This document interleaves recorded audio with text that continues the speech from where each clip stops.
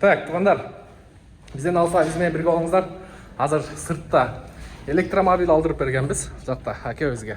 Бүгін бұйырса 30 август 2024 жыл күнгі жұма күні, жұма марек болсын, жалпы бізден авто сүйүүчүлөргө. Бұйырса азыр әкебізді атайын чықырып сіздерге электромобиль бойынша қысқаша маалымат беріп қойлы. Мынакей, ушул электромобиль Hyundai Ioniq деп коет. Буну баягы через Кытай өткөрбөйт деген бизде дагы информация бар. Ошон үчүн бул машинени биз через Владивосток алдырып бергенбиз бул жакта акебизге. Ключун берип туруңчу аке, бир байкап көрөйлүчү, сиздерге жакшылап көргөзүп берейин. Азыр акебизден дагы кошумча маалыматтарды алабыз. Канча саат зарядкага коюп атат, ошол канча километрге жетип атат туугандар. Аке, так, мына Ioniq 5 дейт. 05 нарынга полностью учетко турган. Теслалар кандай? Онда электромобилдерди жакшы билесиздер. Бул жерде 5 ключевой доступ бар. Азыр бар жогун байкап көрөбүз. Баягы электромобиль десе эле адамдар ойлойт болуш керек, мындай оюнчуктай эле машина деп. Мына эшиги берки седандарга караганда, башка машинелерге караганда мына эшиги оор туугандар. Бисмиллахиррахманиррахим. Ички салону боюнча. Аке, бул азыр от алдырып коелучу. Кадимкидей, Кадимкидей ключ, сигналы бар. Автозавод, электрокрышка, экен багажник, автозапуск бар экен. Бисмилла, азыр кадимкидей эле от алдырып коебуз. Мына болду, уже от алды. Бул жакта запасы 389 километрге жетет экен. Мынакей, көрүп турасыздар. Бул жерде эмне бар? Мультироль, круиз контроль бар, адаптивный круиз контроль бар, машинелерди элчип айдайт, подогрев руля бар, драйв мод мына жагында экен. Автопилот. Автопилот, так. Сигнал, как положено, голосовое управление бар экен. Бул жакта антизанос, ручник, автохолд, корректировка фара, мындай сплошной панель. Бул жерден полный заряд батарея көрүп турса болот. 389 000 запас ход. Бул жерде старт-стоп, климат контроль, кондиционер бүт бар, подстаканник, USB зарядка, подлокотник. Ортосунда эмеси жок экен, кенен ары бери өткөнгө дагы. Так, анан бул жагында үстүндө плафон. Кыскасын айтканда, полноценный эле бул мынакей гидравлический руль. Газ басам деп коем монтип. Так, полный электропакет, блокировка, разблокировка, электрический күзгү, полный. Аркайда колу. Маңдайга штапканга. Так, азыр. Мынакей арт жагы өтө кенен. Мисалы 1.85 роско, 1.82 роско. Азыр алдында турганда да көрдүңүздөр канча аралык. Бул жагынан да бир 10-12 сантиметр кенен отурат. Артында да USB зарядка кенен. Так, сиденьялар дагы мягкий. Так, эшиктин эмеси. Арты электрический окшойт,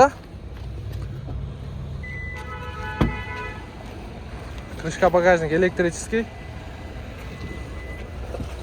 Так, как положено, багажы кенен. Так, кайра жауып коебуз. Задний вид камерасы. Так, мотор жагында көргөзөйүн. Дөңгөлөктүн диаметри туугандар.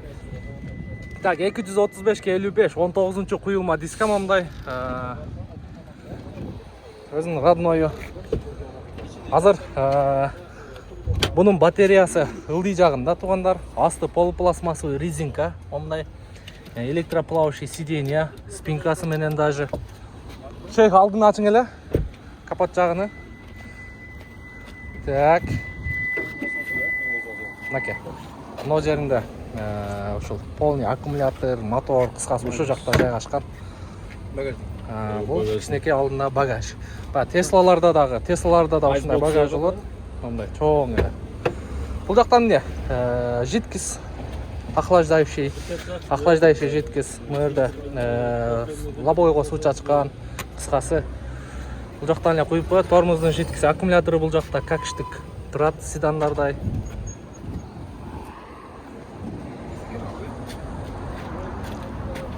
Так, капоттун ич жагы. Бул бир запас эме канчага жетип атат аке? Bir запас 460 километрге жетет. 460 километрге. Эгер кондиционер менен жүрсөңүз канчага жетет экен? Где-то 400ге жетип калат. Где-то 400ге. Демек кышында дагы ошондо бир печка менен жүргөндө 350-400ге чейин жүрөт экен. Заводской канча жазылган? 460. 460 километр. Азыр шаар ичинде кандай үйдөн эле заряд коюп атасызбы? Үйдөн эле заряд. Как положено 220 эле.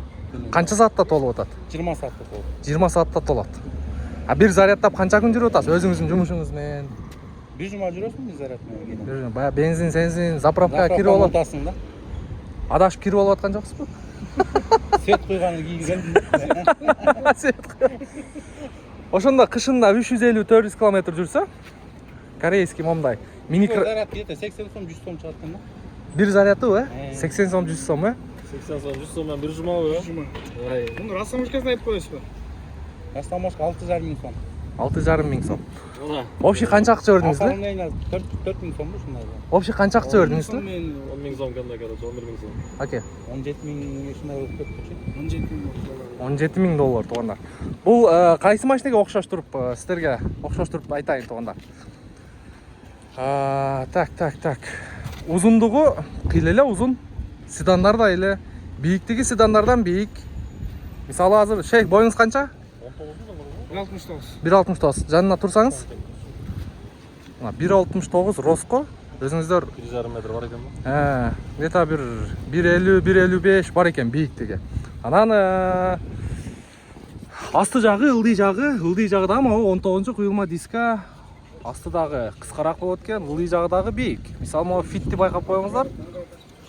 Фитке караганда кыйла эле бийик. Анан тетиги RAV4 турат. RAV4лерде эле бийиктиги ошондой эле бийик экен туугандар. Азыр берирээк чыгарайлычы. Ошондо кышында, жайында кондиционер менен жүргөндө, печка менен жүргөндө 350-400 километр жүрүп атыптыр. Бул вообще сонун. Бул мындай айтканда могу мини кроссовер үчүн эч нерсе угулбайт, эч нерсе билинбейт. Мынакей алды жагынан дагы көрүнүшү.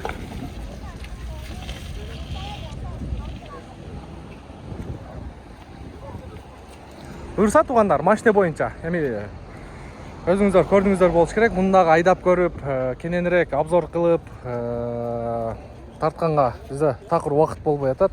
Бирок бул машинелерди учурда алдырып айдап аткан акелерибиздин мындай көз карашы вообще экономичный экен дейт. Бензин жанагы дизель деген нерсени унутат экенсиң дейт. Үйдөн как положено 220га заряд коюп кадимкидей эле шаар ичинде айдап жүрсө болот дейт мынакей. Бизде эми баягы китайский машинелерди көп айдап атат. Китайский машинелердин мен базардан ар жак бер жактан тартканда момундай подлокотник, чехолдордун жасалгаларын, ролдун эми мындай колго билинет да сразу эле кандай качество, кандай материал менен жасалган.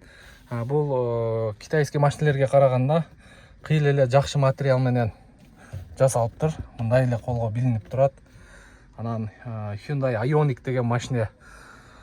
Так, өзүңүздөр дагы бир баягы көчөдөн ар жак бер жактан көрүп калсаңыздар, ушундай өзүңүздөр көрүп кетсеңиздер болот, байкасаңыздар болот дегендей. Анан буюрса алдырам деген мекендештер болсо кайрылуу бересиздер. Биздин дарек Бишкек шаары Жумабек 9-дабыз.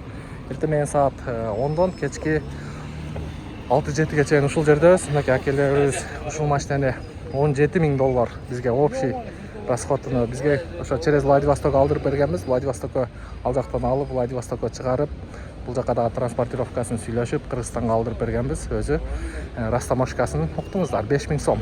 Плюс оформлениясы 4 миң сом, 9 миң сом, 10 миң сом деп коелу. Ушундай эле акчага турат туугандар. Буюрса Заказдар боюнча кайрылуу көрөсүздөр. Будан башка да корейский сиздер каалаган автоунааны алдырып бергенге колдон келишинче аракет кылабыз. Мен атыжан Нурмбет Махаматалиев. Кийинки видеого чейин көрүшкөнчө сак саламатта туруңуздар. Акелерибиз обзорду кылып атат.